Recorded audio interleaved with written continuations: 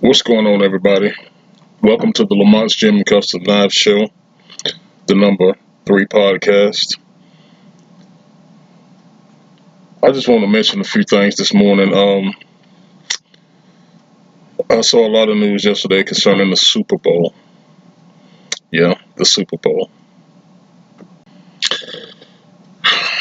I I'm gonna briefly talk about it. I have no interest in the Super Bowl this year. I done told you why, and I'll tell you again. But I saw and heard some interesting things um, on yesterday. So I'm gonna speak on it a little bit. But first, let me say this. I had a dream last night that was actually beautiful. It's a beautiful dream. And it was so beautiful that, when things are going good in your dreams and damn, something happens and wakes you up. Well, I, I was awakened by my television because I had put some things on timer to tape and come on at a certain time. So it woke me up and I watched the movie that, and this is 3, 4 in the morning, and I watched the movie that been wanting to watch for a long time. It's one of my all-time favorites.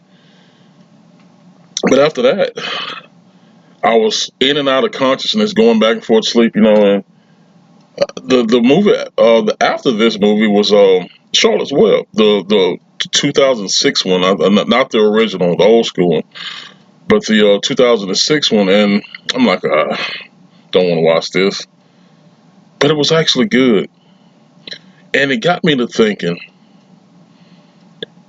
When I watch movies like Charlotte's Web, Wizard of Oz, fantasy movies like that, it takes me back to my childhood.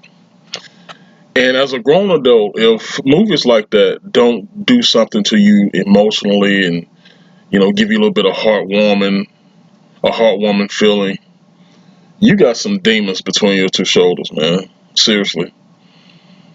I mean, to this day, movies like that really, really get. I'm not gonna say get me emotional. It takes a different type of movie to get me emotional, but those just take me back to my childhood. I could name you many, many, many more. But this morning, Charlotte Web came on, and I watched that movie, and I absolutely love it. I don't dive into most recent, movies and updated music and all that. I don't do that because it's halfway garbage. But this right here was a well done movie, and it was really nice. Excuse me. But getting back to my original subject, so in a 24-hour news cycle, it's been talks about how bad the Pro Bowl was. I ain't watched the Pro Bowl, man. I told you this other day. I haven't watched Pro Bowl since the '80s. Um,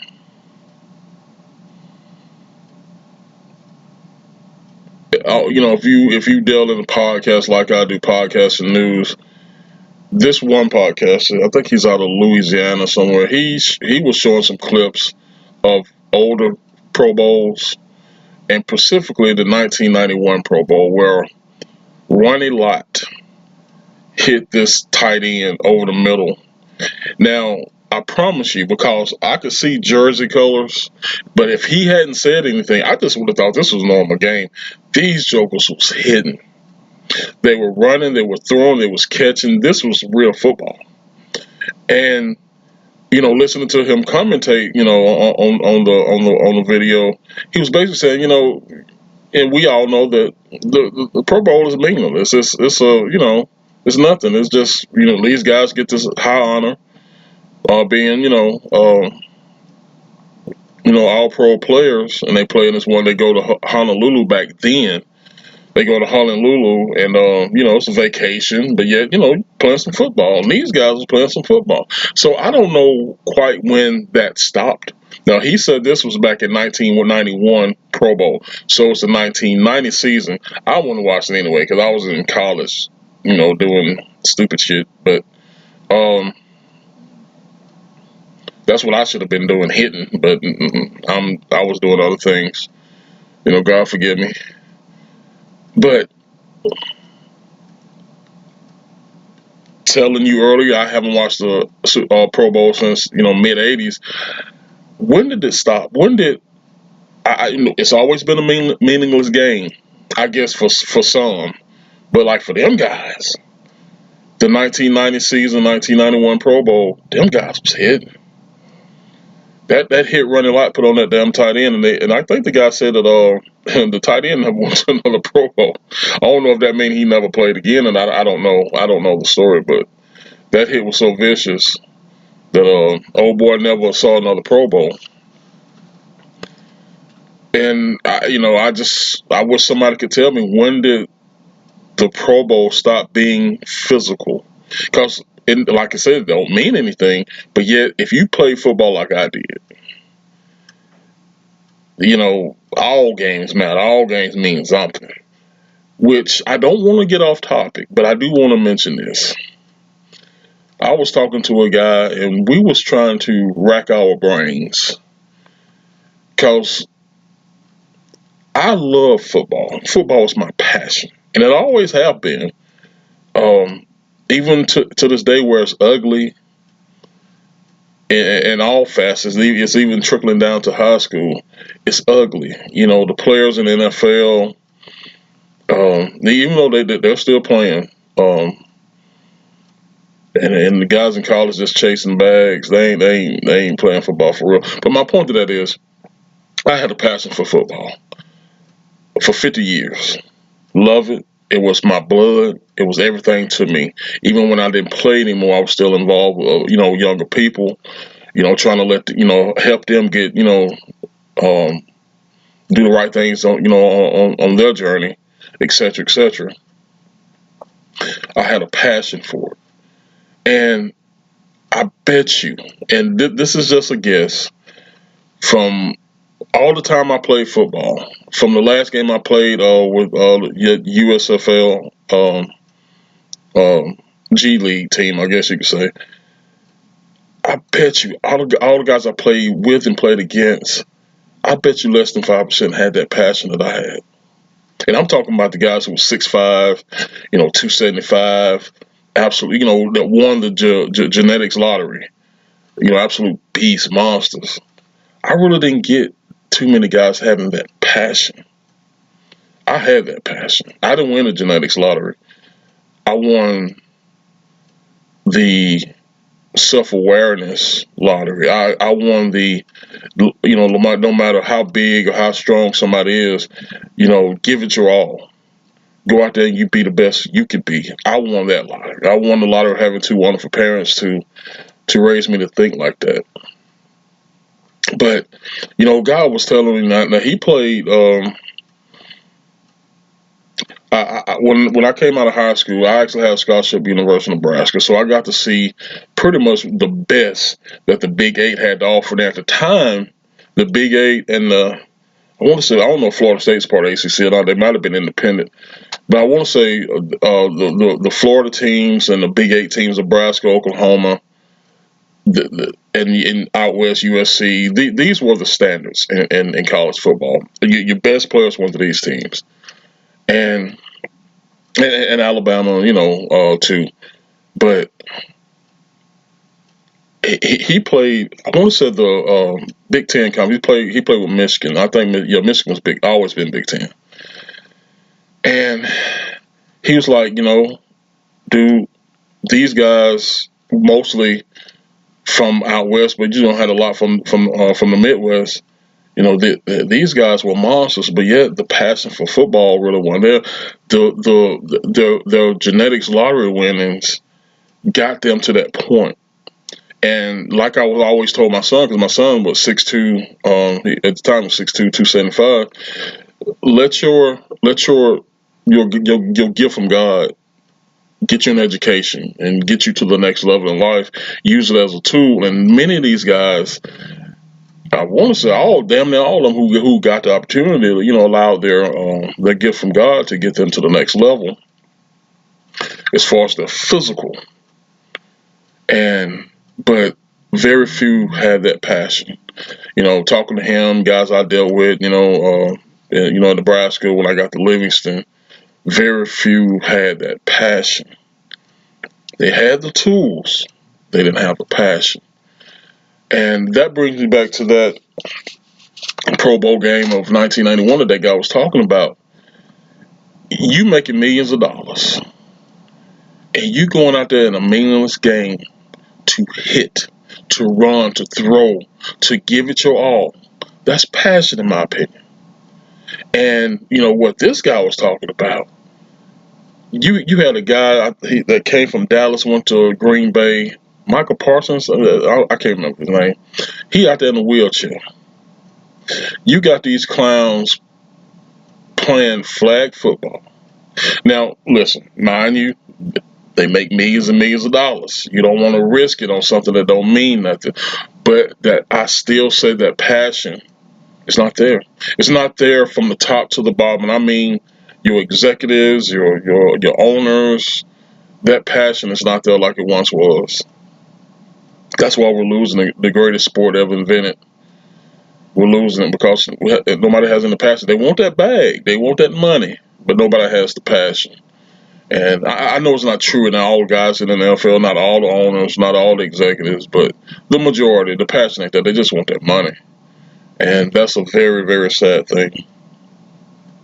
I don't plan on watching the Super Bowl. Matter of fact, I told my wife, we can, do a dinner and something, or well, she's got work next day.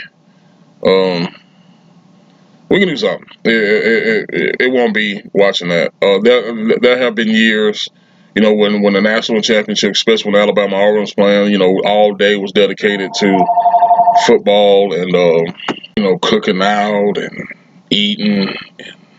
Just a game day thing, just a tailgate the whole day, and we probably have done it a handful of times, when it comes to NFL, because I've never really been into the NFL like that.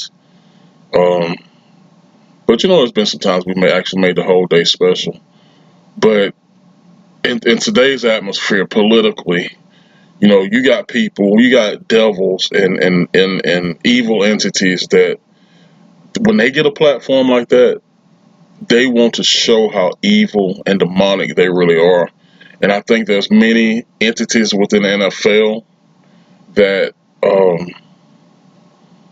that that showcases this. Now, they say Jay-Z is all the music for the NFL. Why in the world would you want to have an individual like a Bad Bunny? Can't speak English.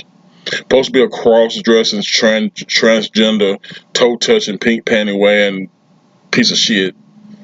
And then you got this Green Day group that's hates conservatives, hates anything good, hates our president. They made that well known. And see, all that's listen. If an individual hates whoever, that's their business. I don't care. You got to deal with God on that. Because as conservatives, as Christians, we're gonna pray for you, and we're gonna pray that some way, somehow, God can save your soul. If you don't believe it, look at what's that dude? Is it Jelly Bean? This dude that I don't know his story, but they said this dude was down for, holding the pitchfork for the devil. And somebody got in his life and changed him around, and he's all about Jesus Christ now, and I love it. I love it. I love it. I don't know who this Jelly Bean dude is, but God bless you, bro. I saw you on a snippet on that Grammy thing, and you was just talking about Jesus, Jesus, Jesus, and that's the greatest name you can ever call, man. It's the greatest thing that ever come out your mouth. It's Jesus, Jesus, Jesus. But anyway, yeah, Jay-Z is over the music thing for NFL, and why would you want to have this individual and that group even associated with the greatest sporting event in our country? You know, which I heard this morning that the cheapest ticket was $4,200 or $4,600. No, I don't care if I was a millionaire. That's no. But why would you have these individuals even involved with the greatest sporting event, in our country? It's all political, man.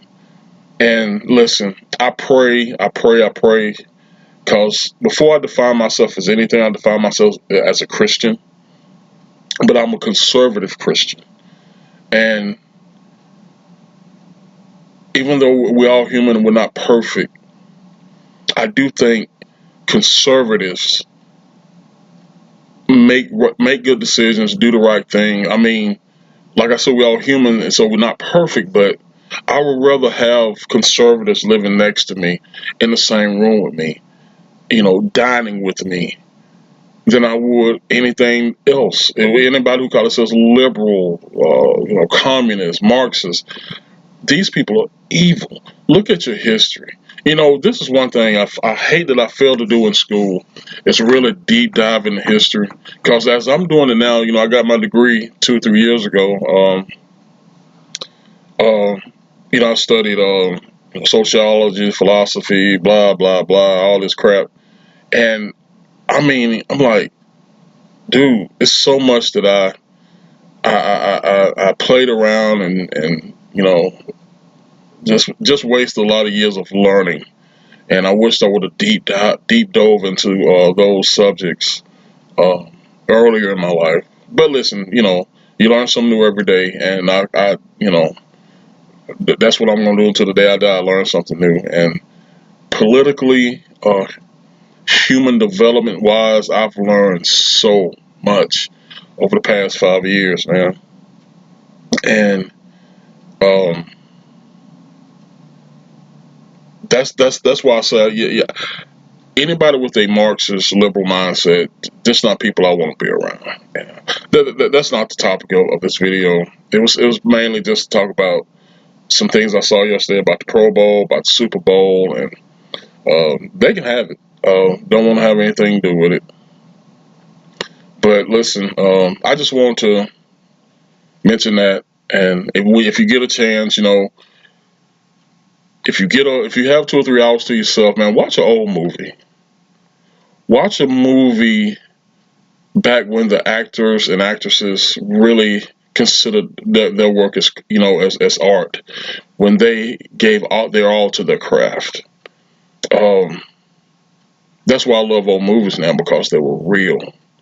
And compared to Hollywood, well, Hollywood don't exist anymore. There's just Marxist land out there. But yeah, watch an old movie. If it's a movie that made you feel good at the age of 5 or 13 or 15, go back and rewatch it. Capture that feeling. It's nothing like it, man.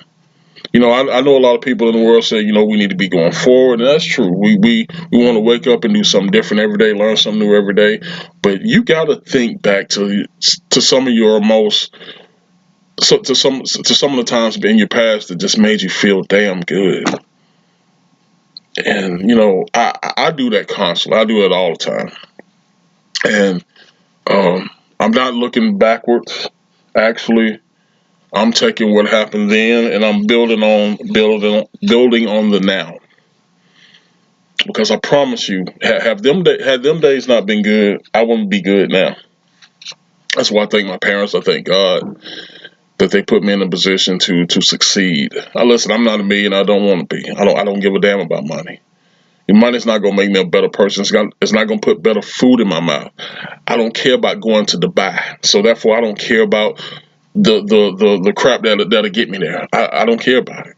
I come to work every day and I work for what I need, for what I want. And I'm gonna retire and have what I need and what I want. And I don't need a castle. I don't. Matter of fact, hell, if I lived in Montana or Wyoming, I get out there and I'll chop me down some lumber, make me a log cabin, and stay in until the day I die. I mean, that's just how I feel. But listen, I don't ramble enough. You guys stay blessed. I love you and I appreciate you. And don't forget, hit me up on Twitter, on X, at the Conversationalist, the football guy, on Facebook, Harvey Ritchie, Velmont, and I think Rumble is Yeoman3573. So yeah, hit me up. Let's conversate. Let's talk. You guys stay blessed. I love you. And as always, in the name of the Father, the Son, and the Holy Spirit, you guys stay blessed. I'll see you next time.